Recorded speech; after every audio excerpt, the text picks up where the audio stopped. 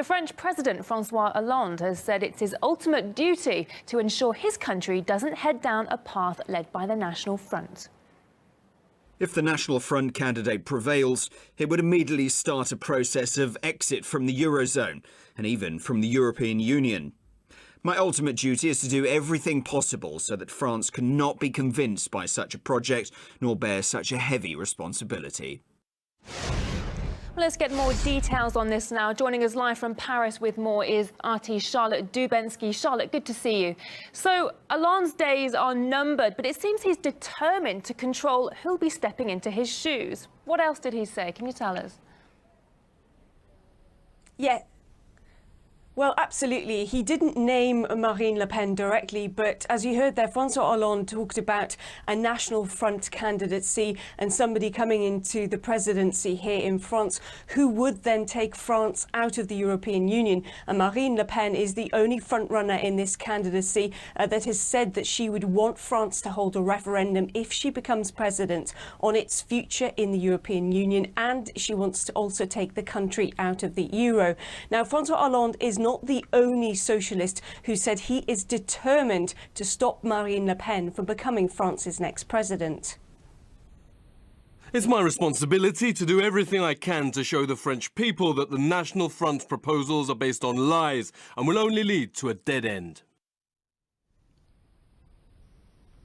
Well, Hollande has previously warned about the rise in support for the anti-establishment party, the National Front here in France. But the reason he's come out with all guns blazing now is because opinion polls consistently show that Marine Le Pen will win the first round of voting in April and then will face off a head-to-head in the second round in May, which means there is a very high chance that she could become France's next president. And it's not just President Hollande and the socialists that are concerned. It's also the Republicans who've said that they are now bracing against Le Pen. Let's not forget that their candidate Francois Fillon, when he was chosen last year, was seen as somebody who could beat Le Pen and any other candidate hands down. But he is now facing his own scandal over allegations. He employed his family members to do jobs that they didn't do, and he has slid down the opinion polls, so much so that the Republicans are holding a meeting tonight in France to discuss whether they should even now put up a second alternative candidate.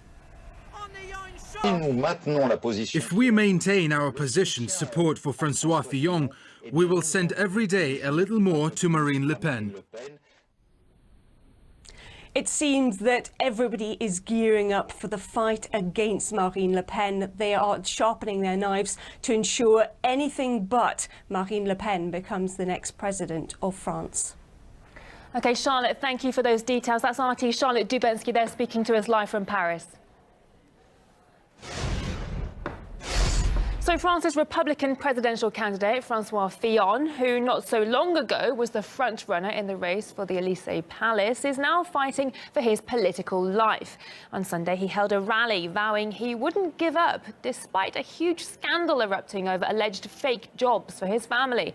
Critical voices have been growing against the candidate and even erupted at his own gathering.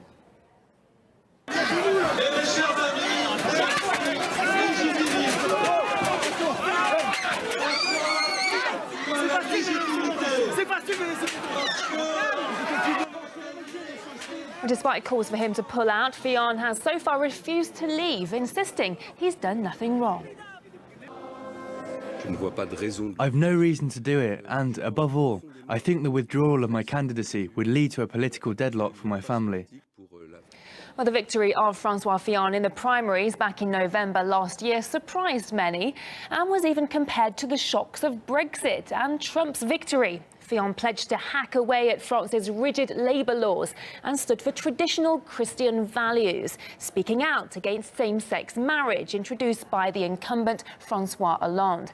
He also advocated lifting EU sanctions on Russia, saying the US was drawing the bloc into a crusade against Moscow, contrary to Europe's interests. There was significant popular support for Fillon, with him widely seen as a candidate for change.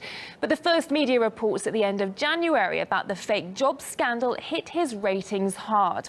However, he held on to third place in the polls behind the National Front's Marine Le Pen and independent candidate Emmanuel Macron. Some of those we spoke to at Sunday's rally in support of Francois Fillon believe the scandal was exploited for political purposes.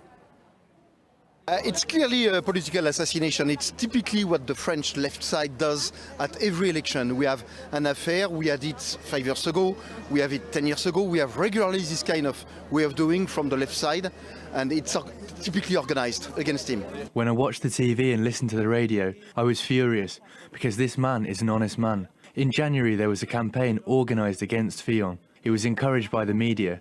He was portrayed as a criminal even though he's not. Just as his campaign was taking off, they started to try and derail it. There's now conflict in his party. I think what we're seeing now with Fillon is a repeat of the scandal with Strauss-Kahn. The Socialist Party back then didn't want a powerful man like Strauss-Kahn, and it tried to prevent his candidacy. And now it's the same story with the Republican Party. They're afraid of Fillon because Fillon keeps his word and will do what he promised.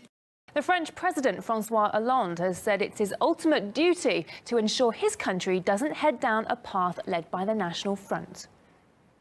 If the National Front candidate prevails, it would immediately start a process of exit from the Eurozone and even from the European Union. My ultimate duty is to do everything possible so that France cannot be convinced by such a project nor bear such a heavy responsibility. Let's get more details on this now. Joining us live from Paris with more is RT's Charlotte Dubensky. Charlotte, good to see you. So